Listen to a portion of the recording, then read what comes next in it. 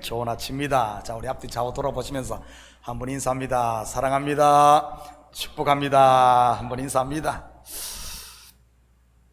여러분, 성경에서 가장 중요한 말씀을 딱 한 절만 뽑으라면 여러분은 어디를 뽑겠습니까?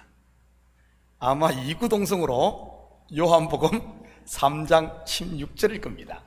다 같이 한번 암송해 볼까요? 못 외웁니까? 그러면 그냥 립싱크 하시고요. 요한복음 3장 16절 하나님이 이렇게 시작됩니다. 시작. 하나님이 세상을 이처럼 사랑하사 독생자를 주셨으니 이는 그를 믿는 자마다 멸망하지 않고 영생을 얻게 하려 하심이라. 여기서 가장 중요한 단어가 무엇이라고 했습니까? 이처럼 이건 잊어버리면 안 됩니다. 우리는 지난주 이처럼 속에 담긴 복음을 공부했습니다. 이처럼이 뭐죠? 모세가 광야에서 뱀을 든 것 같이 인자도 들려야 하리니, 물론 광야의 불뱀 사건의 실체는 저주받아 죽을 죄인을 위해 자기의 독생자를 십자가에 내어준 예수 그리스도의 십자가인 것이고요, 내가 지금 이 자리에 있는 것이 바로 하나님의 이처럼 사랑 때문인지를 믿으시기 바랍니다. 자기의 유일한 아들을 죽음에 내어준 그 사랑 말이지, 천상천하에 이런 사랑이 또 어디 있겠습니까? 그래서 이 사랑을 신적인 사랑, 아가페오라고 하는 것이지, 모든 것을 내어준 무조건적인 하나님의 사랑 말입니다. 이 사랑이 저와 여러분을 사망에서 생명으로 옮긴 것이고요, 그리고 이 사랑은 그 누구도 방해하거나 끊을 수 없다고 성경은 분명하게 증언하고 있습니다. 확인합니다. 로마서 8장 35절에서 39절 우리 다 같이 한 절씩 나누어서 교독합니다. 누가 우리를 그리스도의 사랑에서 끊으리요? 환난이나 공고나 박해나 기근이나 적신이나 위험이나 칼이랴.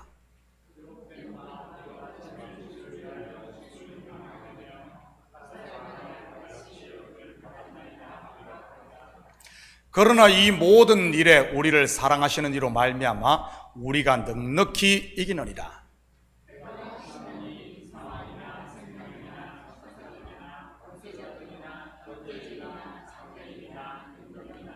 높음이나 깊음이나 다른 어떤 피조물이라도 우리를 우리 주 그리스도 예수 안에 있는 하나님의 사랑, 이처럼의 그 사랑, 독생자를 내어준 그 사랑에서 끊을 수 없으리라. 결국 신앙생활의 핵심은 하나님의 이 사랑을 알아가는 과정인 것입니다. 이 사랑을 아는 만큼 또한 누리는 것이니까요. 부모와 자식 간의 사랑도 그렇지 않습니까? 부모된 여러분은 자식을 얼마만큼 사랑합니까? 하늘만큼, 땅만큼입니까? 아마 다들 그럴 것입니다. 그런데 자식들이 그 사랑을 얼마나 알던가요?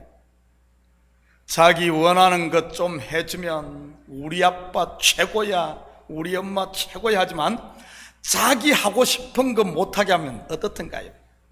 엄마, 우리 엄마 맞아? 하지 않던가요? 거기다가 야단이라도 치고 매라도 들면은 그런 그들이 언제 부모의 사랑을 제대로 알던가요? 학업을 마치고 직장을 잡고 결혼을 해 자식을 낳아 키워보면 조금씩 그 사랑을 아는 것입니다. 부모의 사랑을 아는 만큼 속에 쌓였던 오해나 서운함도 다 풀어지게 되는 것이고, 그럴 때 제대로 효도를 하는 것 아니겠어요? 문제는 그 사랑을 알 때쯤이면 효도할 부모가 이 땅에 계시지 않는 것이 문제지만 말이지. 저는 우리 식구들이 신앙생활을 잘해서 이 하나님이 주신 이처럼의 사랑을 마음껏 받아 누리고 또한 실천할 수 있기를 축복합니다. 오늘 읽은 본문은 세례 요한에 대한 이야기입니다.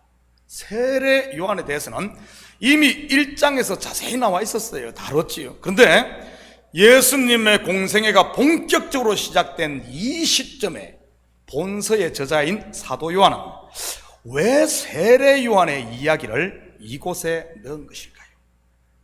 그를 좀 아는 사람이라면 오늘 본문의 이야기는 사실상 1장에 들어가는 게 더 자연스러운데 말이지. 실제적으로 다른 복음서들은 그렇게 기록들을 했습니다. 이 말은 사도 요한이 어떤 의도를 가지고 이 이야기를 요곳에 배치했다는 그런 뜻입니다. 그 의도가 무엇인지 오늘 본문을 통해 같이 공부해 보도록 하겠습니다. 25절, 26절입니다. 이에 요한의 제자 중에서 한 유대인과 더불어 정결 예식에 대하여 변론이 되었더니 그들이 요한에게 가서 이르되 랍비여, 선생님과 함께 요단강 저편에 있던 이 곧 선생님이 정언하시던 이가 세례를 베풀매 사람들이 다 그에게로 가더이다. 먼저 발단이 무엇입니까? 한 유대인이 유대인과 요한의 제자들 사이에 일어난 변론입니다. 정결 예식에 대해서 변론이 일어났지. 여기서 말하는 정결 예식은 아마 세례 문제였던 것 같습니다. 기독교 교회사에서도 이 세례 문제로 많은 변론들이 있었지 않습니까? 세례받지 않고 죽으면 천국에 못 간다는 등 하는 논쟁들 말이지. 그래서 나온 게 유아 세례 아닙니까? 요즘에야 그런 일들이 많지 않지만 옛날에는 2살 이전에 죽는 아이들이 얼마나 많았습니까? 제가 살던 시골 동네만 해도 몇 가정에 하나씩은 그런 경우가 있었어요. 어려서 애들이 죽는 거 말이죠. 그때는 보통 5명, 6명은 기본 아니었습니까? 우리 가정도 3남 2녀 5이고요. 여러분, 우리가 받은 물 세례가 구원의 필수 조건일까요? 예수님께서 물과 성령으로 거듭나지 않으면 하나님 나라를 볼 수 없다고 했으니까요. 어떻게 생각합니까? 아닙니다. 예수님께서 말씀하신 물로 거듭난다 할 때 물 세례는 교회에서 행하는 그 물 세례 의식을 말하는 게 아닙니다.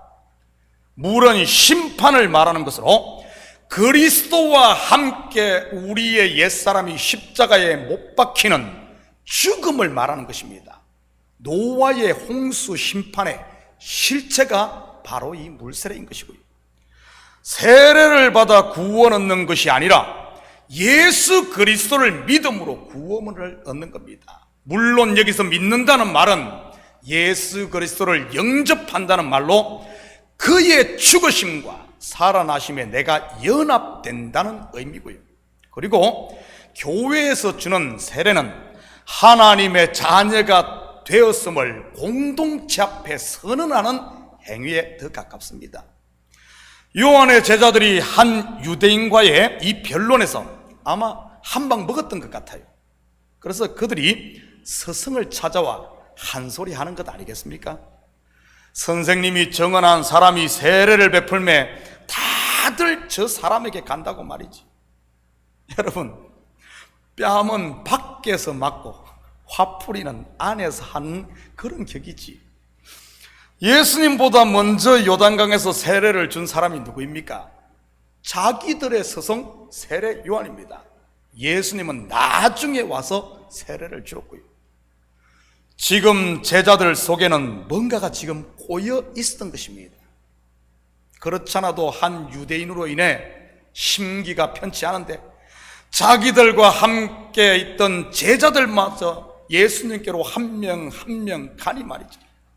그들 마음 상태가 어쩌겠어요? 불안과 초조, 거기에 시기와 질투, 그리고 은근히 경쟁심까지 아마 올라왔던 것이지. 그런데도 자기의 스승은 세례만 주고 있으니 열불이 난 것 아니겠어요? 살다 보면 우리 속에도 이런 마음들이 일어나지 않습니까? 목회를 하는 저도 예외는 아니고요. 새로 개척한 이웃교회 사람들이 몰린다 소식이 들리면은 괜히 기죽고 또 시기도 나고 말이죠. 그럼 어디에 화풀이 하겠어요? 애꿎은 성도들에게 화풀이야 전도 안 한다고 양들이 돼갖고 이 뭡니까 새끼도 못 온다고 이러면서 또 성도들에게 화풀이 하겠지. 사업하시는 분들 옆가게 대박 났다 하면 무엇이 속에서 올라오던가요? 자식 키워본 부모들도 같은 경험들 했을 겁니다. 친구 자식이 좋은 대학 갔다는 소식 들으면 말이지, 사람이라면 누구나 비슷할 겁니다. 오죽했으면 우리 속담에 사촌이 땅을 사면 배가 아프다는 말이 있겠습니까? 이 소식을 들은 요한의 반응을 볼까요? 27절부터 30절 우리 읽었지만 다시 한 절씩 교독합니다. 요한이 대답하여 이르되 만일 하늘에서 주신 바 아니면 사람이 아무것도 받을 수 없느니라.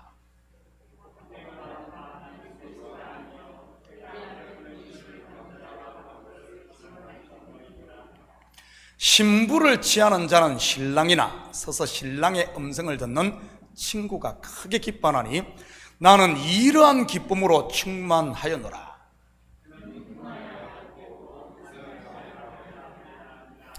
자기들의 마음을 아는지 모르는지 우리 서성 세례 요한은 김 빠지는 소리만 합니다. 그는 흥하여야 하겠고 나는 쇠하여야 하리라. 여러분, 당시 세례 요한이 다른 종교 지도자들과 다른 점이 뭔 줄 압니까? 바리새인들이나 율법사들 그리고 대제사장 같은 사람들과 말이지, 사실 그들 또한 율법에서 난 의로는 영생을 얻을 수 없음을 알고 있었습니다. 그것은 율법을 다 지켰다고 자부했던 지난주에 공부한 니고데모나 부자 청년 그리고 바울을 통해서 우리는 알 수 있는 것이지, 만약 그들이 율법에서 난 의로 자유함을 얻었다면 왜 예수님을 찾아왔겠습니까? 여러분도 구약을 공부해봐서 알겠지만 율법을 지키려고 하면 할수록 내가 의로워지는 것이 아니라 내 속에 있는 죄성만 드러나며 나는 죄인이구나, 나는 먼지구나, 너 자신을 아는 겁니다. 나 자신을. 조금만 먹고 살만하면 하나님을 버리고 자기로 돌아가는 이스라엘 백성들의 모습을 통해서 말이지, 자기로 돌아가는 것이 우상숭배 아닙니까? 그럴 때마다 그들이 어떻게 하던가요? 종교 지도자들 말입니다. 자기들의 죄성이 드러날 때마다 다른 사람을 정죄하고 자기를 포장하고 외식하며 그것을 숨기기에 바쁘지 않던가요? 누가 하던 행동입니까? 하와와 아담이 에덴 동산에서 하던 행동 아닙니까? 그런데 세례 요한은 어떻습니까? 나는 그리스도가 아니요, 자신을 숨기고 속이는 것이 아니라 사실을 고백합니다. 여러분, 이게 쉬운 일이었을까요? 아마 쉬운 일이었다면 당시 종교 지도자들도 다 그렇게 했을 것입니다. 그런데 어떻습니까? 그들은 자기의 죄가 드러날 때마다 그걸 숨기기 위해 예수를 죽이겠다고 난리를 칩니다. 예수는 참 빛이 오니까 자기들의 그게 드러나니까요. 자기의 죄를 더 감추기 위해서 말이지. 남들이 자기를 메시아로 생각하는데 요한이라고 그 자리에 앉고 싶은 충동이 없겠어요? 사람들이 나를 메시아라고 막 높이는데 그냥 가만히만 있어도 메시아 취급당하고 가만히만 있어도 왕 대접받는데 요한이라고 안 그러겠어요? 요한 또한 아담과 하와의 후손 아닙니까? 그 속에 본성을 가진, 죄성을 가진 사람 말이지. 하나님과 같이 되려는 죄성을 가진 땅에서 난 인생 말이지. 그런데 요한은 어떻습니까? 그는 자기의 그 본성과 타협하지 않고 그것을 과감히 내려놓습니다. 요한의 다른 점은 종교 지도자들과 다른 점이 바로 이것이었던 것입니다. 예수님의 표현으로 하면 자기를 부인하고 자기의 십자가를 졌다는 그런 말이지. 여기서 우리는 본서를 기록한 사도 요한이 왜 세례 요한의 이야기를 이곳에 배치했는지 그 의도를 엿볼 수 있습니다. 자기를 부인하고 자기의 자리를 지키는 것. 여러분, 이것이 바로 하나님의 이처럼의 사랑을 받은, 이처럼의 사랑을 아는 성도가 실천해야 할 바로 하나님 사랑, 이웃 사랑의 첫 출발이라는 사실을 말이지. 여러분, 성경에서 죄로 번역된 헬라어 하마르티아의 원뜻이 무엇인 줄 압니까? 바로 관역을 빗나가다는 뜻입니다. 다시 말해 자기 자리를 벗어나는 것이 죄라는 말입니다. 피조물이 자기의 자리를 벗어나 창조주의 자리에 앉으려고 하는 것이 죄죠. 그것이 에덴 동산에서 있었던 선악과 사건이었던 겁니다. 은혜를 입어 세상에서 부름받은 성도가 그 자리를, 은혜의 자리를 벗어나 다시 세상으로 돌아가는 것이 죄인 것입니다. 성령으로 시작한 성도가 그 자리에 있지 않고 육체로 돌아가는 것도 마찬가지고요. 여러분, 교회의 머리가 누구입니까? 바로 예수 그리스도인 것입니다. 우리는 그의 지체인 것이고요. 그런데 뭐 좀 되는 것 같으면, 머리 노릇을 하겠다고 교회를 좌지우지하려고 한다면 그것이 죄라는 겁니다. 에덴 동산의 첫사람 아담과 하와로 다시 돌아가는 것 말이죠. 그런데 세례 요한은 자기의 위치를 끝까지 지킵니다. 물론 그는 율법을 대표하는 인물로 율법의 자리를 지켰다는 말인 것이지. 율법의 역할이 뭡니까? 인생들의 죄를 드러내 죄사함이 있는 그리스도께로 인도하는 몽학 선생인 겁니다. 신랑이 아닌 신랑의 친구 또는 중매쟁이의 자리가 바로 율법이란 겁니다. 지금 세례 요한의 자리란 것이죠. 지금 다른 사람도 아닌 그의 제자들이 와서 그를 자꾸 부추깁니다. 부추겨요. 시험하고 있는 것이지. 선생님의 제자들이 예수께 다 간다고 말이지. 아니, 당신이 지금 딴 사람 메시아 그러고 이렇게 하는데 왜 가만히 있냐? 좀 이렇게 해가지고 당신이 해지, 왜 지금 부추기는 거야? 그렇다면 그는 어떻게 이 시험을 이겼습니까?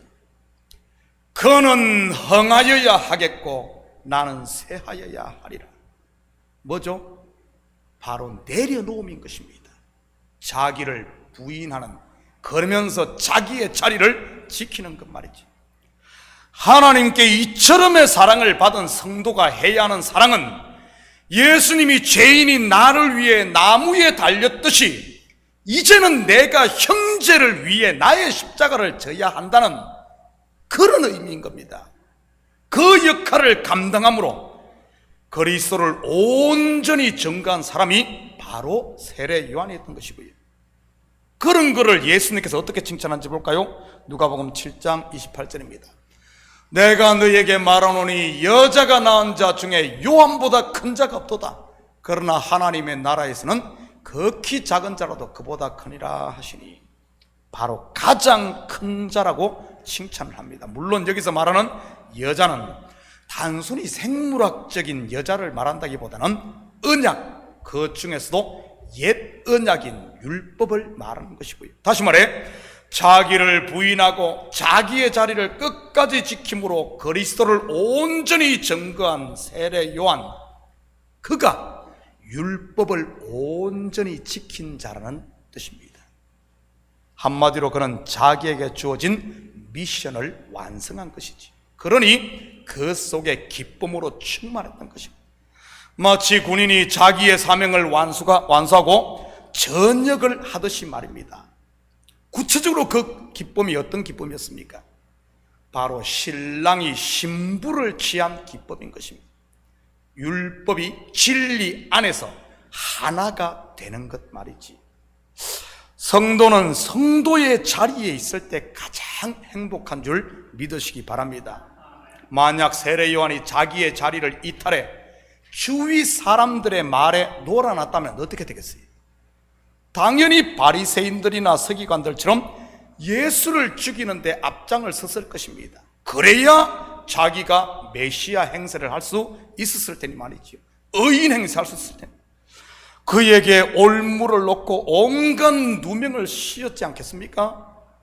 예수님께서 누명 쓸 일들을 많이 하고 다녔으니까요. 성전에 들어가 소와 양 그리고 비둘기를 몰아내지를 않나, 환전상들의 상들을 엎어버리지를 않나, 유대인들이 하나님처럼 붙들고 있던 성전을 헐어버리라고 하지를 않나 말이지. 그리고 가나 혼인잔치에서는 어떤 일을 했습니까? 물로 포도주를 만들었습니다. 뭐 술도가를 차린 것도 아니고 말이지. 또한 안식일을 밥 먹듯 범하고 죄인들과 세리와 그리고 창기들과 어울려 다녔으니 마음만 먹으면 얼마든지 올무에 걸 수 있지 않았겠어요? 그리고는 밤마다 머리 싸매고 어떻게 죽일지를 연구를 하고 제자들을 풀어 예수를 엿보게 했을 것입니다. 만약 세례 요한이 그러고 다녔다면 그 마음에 무엇으로 충만했을 것 같습니까? 미움과 분노 아니겠습니까? 남을 모함하고 죽이는 그 마음에 어떻게 기쁨이 충만할 수 있겠습니까? 혹시 뭐 사이코패스가 아니고서야 말이지. 그렇다면 지금 저와 여러분에게 주신 역할, 여러분 사명은 무엇이겠습니까? 사도행전 1장 8절입니다. 오직 성령이 너희에게 임하시면 너희가 권능을 받고 예루살렘과 온 유대와 사마리아와 땅끝까지 이르러 내 증인이 되리라 하시니라. 바로 그리스도의 증인이 되는 겁니다. 먼저 증인이 되려면 본 것이 있어야 하고 들은 것이 있어야 하는 것이고요. 그렇다면 누가 볼 수 있습니까? 성령이 임해 영의 눈이 열린 사람만이 그리스도를 볼 수 있고 그분이 행한 큰 일을 들을 수 있는 것입니다. 여러분은 성령 받았어요? 그렇다면 이제 그리스도의 증인들이 다 되시기를 축복합니다. 그러면 여러분의 마음에도 세례 요한의 마음에 있었던 이 기쁨이 충만해질 테니까요. 이번 주는 하나님께서 제 마음에 감동을 주셔서 새벽 예배 때 사도행전 강해를 하라고 해서 시작했습니다. 지금 두 번에 걸쳐 사도행전 1장을 마쳤는데 오순절 성령이 강림하기 전 제자들이 한 두 가지 일이 있는데 뭔 줄 아십니까? 첫째는 120명의 제자들이 마음을 같이하여 오로지 기도에 힘쓴 것입니다. 그리고 두 번째는 궐이 난 가룟 유다를 대신해 마띠아를 뽑아 채운 일이지. 마띠아라는 뜻은 하나님의 선물, 하나님의 은혜라는 뜻입니다. 기도하며 마음의 빈자리를 하나님의 은혜, 곧 처음 사랑으로 채웠다는 뜻입니다. 서성을 배신한 유다를 향한 미움과 원망도, 그리고 같은 형제를 향한, 유다는 뱉어서 죽었잖아요. 아픔과 슬픔도 그들이 먼저 다 털어냈다는 그런 말이지. 그렇게 준비된 그 마음에 약속한 성령이 임합니다. 그러자 그들은 하나님의 나라를 세우는 복음의 산 증인이 되고 그들 속에는 신부를 취한 신랑의 기쁨으로 충만하게 되었던 것이지. 자기를 부인함으로 자기의 자리, 자기의 역할을 끝까지 감당함으로 큰 자라 칭찬받고 신부를 취한 신랑의 기쁨이 충만했던 세례 요한처럼 말입니다. 사랑하는 성도 여러분, 이 한 주도 나를 향한 하나님의 이처럼의 사랑을 알고 이제는 그 사랑을 실천함으로 내 속에서 나는 쇠하고 그는 흥함으로 예수 그리스도가 영생의 주인이요 하나님의 아들이심을 증거하는 우리에게 주어진 이 시대의 역할, 복음의 증인들이 되심으로 신랑의 기쁨이 충만한 한 주가 되시기를 예수님의 이름으로 축복합니다. 같이 기도하십시다. 사랑의 아버지 하나님, 참으로 감사를 드립니다. 사랑 많이 이야기하지만 어떻게 하는 것이 사랑인지는 알지 못할 때가 많습니다. 내 욕망을 쫓아 내 감정대로 하는 것이 사랑이 아니라 말씀 앞에 나를 처복종시키며 내 속에 나는 죽고 그리스도로 사는 것, 나는 쇠하고 그리스도는 흥하는 것, 아버지 하나님, 이것이야말로 주님께서, 하나님께서 우리에게 보여준 사랑이요 우리가 실천해야 할 사랑임을 알고 이 사랑을 실천함으로 우리 속에 신랑의 기쁨이 충만한 이런 삶, 그리스도의 증인들 되게 도와주시옵소서. 감사드리며 예수님의 이름으로 기도드립니다. 아멘. 우리 다 같이 자리에서 일어납니다. 우리